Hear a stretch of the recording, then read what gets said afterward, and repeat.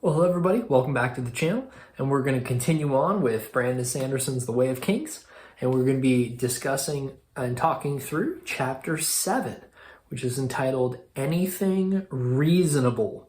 And we come back to Shallan and her plight, where she is trying to gain a wardship from Jasnah, who is the sister of the current king, the daughter of the murdered king from the prologue.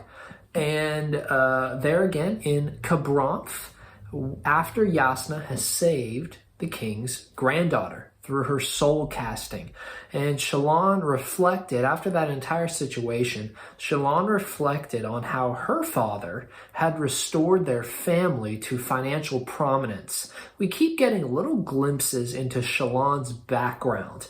And here we find that the Devar household was very near a financial ruin.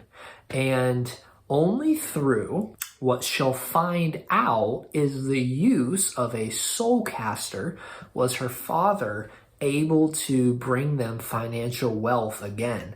Now, the story that he told everyone was that through business endeavors and through personal discipline and searching, he found some marble veins nearby and began to mine these areas. Well, Shallan and her family will find out, no, he has a fabrial that he is using to soul cast these marble veins, which is extremely unethical, not to mention not the intended use for these soul casting fabrials. Well, she sort of flashes back to a moment, and I wanted to read it for you. It's on page 113.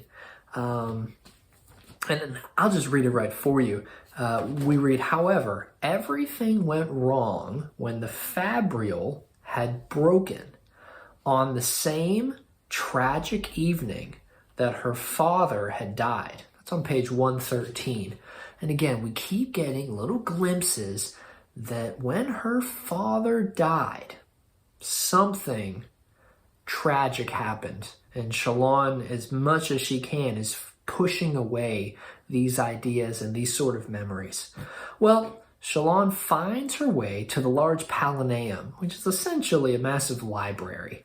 And she is going to wait for Jasnah, who she overheard was going to the Palanaeum. Well, what's just recently happened, Jasnah has let her know that she is not accepted into wardship. And so Shallan is still sort of reeling from that and is going to decide that though she may not be educated the way that Jasnah wants her to be, she is still going to try to fight, even if it's one last time, to gain this wardship. And she's going to do it the only way that she feels like she can accomplish it, which is through her art. She's going to acknowledge that she is not as educated as Jasnah would want. She's going to go on to explain a little bit of why. But if she's going to be accepted, she's going to have to use all of her skills, and her most prominent skills are through her artwork. She had a lot of education to catch up on, but she was on a mission to wait for Jasnah and try to ask one more time. Well, while she's waiting in a little alcove that was Jasnah's kind of private reading room, it's actually been carved into the mountainside. I wanted to read for you what we come across on page 116. While she's waiting, a memory strikes her. Memories attacked her. Non-Balat bruised, his coat torn, a long silvery sword in her hand, sharp enough to cut stones as if they were water. No, don't think of the past. End quote. So wow. Something that happened in the past brings back to her mind one of her brothers, bruised, his coat torn, and in her hand, a long silvery sword sharp enough to cut stones as if they were water. Now, we know that there have been some descriptions and some examples of very sharp swords that are very long. And could this be referring to a shard blade? How on earth would a young Shallan have gotten her hands on one of these? That's all we get. So we'll have to keep on going. But wow, what a glimpse into her past. Well, she asked if Jasnah had a reading alcove, and she was taken there to wait. Shallan took out her drawing materials and tried to draw and sort of recall some of the scenes that she's committed to memory. We kind of come to find out that Shallan has this ability. She can essentially take pictures with her mind and then translate them onto a piece of paper. She's an extremely gifted artist. I guess we would call her someone possessing photographic memory. Is there a reason for her skill? Maybe we'll find out in the future. But she begins drawing some things that she had committed to memory. The first one is Jasnah soul casting this stone into smoke, saving the king's granddaughter. She draws another one of a man. Everything that she had learned, everything that has driven her to this moment is really coming to a head. So even as she's sort of drawing these pictures, it's very cathartic. It's very therapeutic for her. She gets to sort of give way to consciousness and just let her body take over.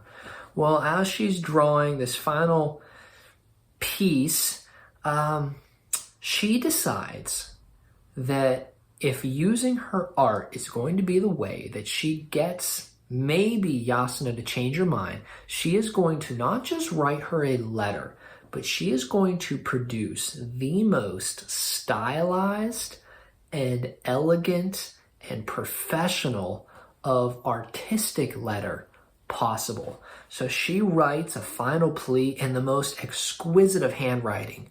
And she explains a little bit of her past. She explains that it's not necessarily her fault, her lack of education.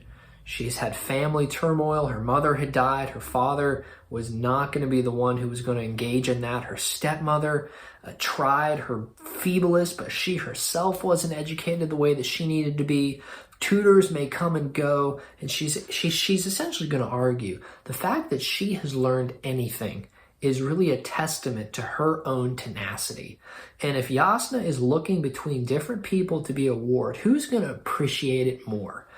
The people that have been handed everything, or someone who's had to scrape for absolutely everything that she has ever earned?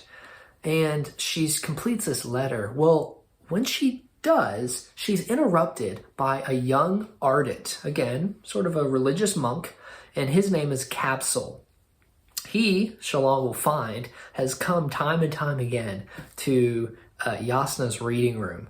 Because, as we found out, Jasnah is a professed heretic. She does not believe in Vornism. The Almighty is the God, and they believe he's the creator of Roshar. She rejects it and does not believe that he exists. And so this young man, Capsule, has tried to meet with her several times to try to argue with her and convince her to at least consider Vornism. He'll let Shallan know that he felt like it was his ardent duty to at least try. Well, they strike up a conversation, and when Shallan was being raised in Yaakov, they were reared to respect ardents and to almost shy away from them because of their elevated position. Well, Capsule tries his best to put her at ease. He makes jokes, and in fact, even one time he threatens to get up on a table and do a dancing jig, if only to make her calm down. Well, she finally relents, and they begin a conversation. He notices her artwork, and my goodness, he is impressed at her skill.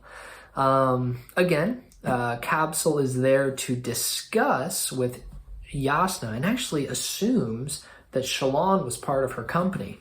And Shallan has to let him know that actually, no, I've actually been rejected from being in her company. And he's embarrassed because he makes her embarrassed. So he asks her if she sees Jasnah to let her know that he'll be back, as he's come several times. And hopefully, he says, if he returns, maybe there's a chance that he'll get to see Shallan again. She smiles, he smiles, and then as he's leaving, he asks if there's anything that maybe he can bring next time that would help him make up for his faux pas of embarrassing her. And she considers and lets him know that actually jam is one of her favorite things. So he smiles to himself and out he walks. Not long after he left, Shallan hears hurried steps approaching. And we've kind of read the last sentence of the chapter. Jasnah Kholin entered a few moments later, accompanied by a group of servants, and she did not look pleased. So what trouble has Shallan found herself in this time? We'll have to find out. But that is chapter 7. Anything reasonable. And it's entitled that. The chapter is entitled that because as Shallan and Cabsel are talking, he says, is there any way that I can essentially make you feel better, comfort you? And she says that she'd be willing to help him anyway. He'd be willing to help her anyway. And Shallan makes the comment, well, at least anything reasonable. So it sort of alludes to their conversation and a unique friendship that has been struck up. One of the things about the Ardents is that, of course, they are essentially priests or monks, so there's no such thing as a family for an Ardent. And one of the things that made Shallan extremely uncomfortable was that she found him charming and somewhat handsome. And so who knows where this will go, but Shallan is trying her best. And we'll remember here, she's not just here for education, right? Because that fabrial broke of her father's soulcaster, she is here to steal Jasnah's soulcaster. So we'll see where this goes, but chapter 7, anything reasonable, and look forward to continuing on this discussion. Are you reading along? Let me know, and hopefully we'll continue to have a good conversation as we continue to read Brandon Sanderson's The Way of Kings. Thanks so much for tuning in, and we'll catch everybody on the next video.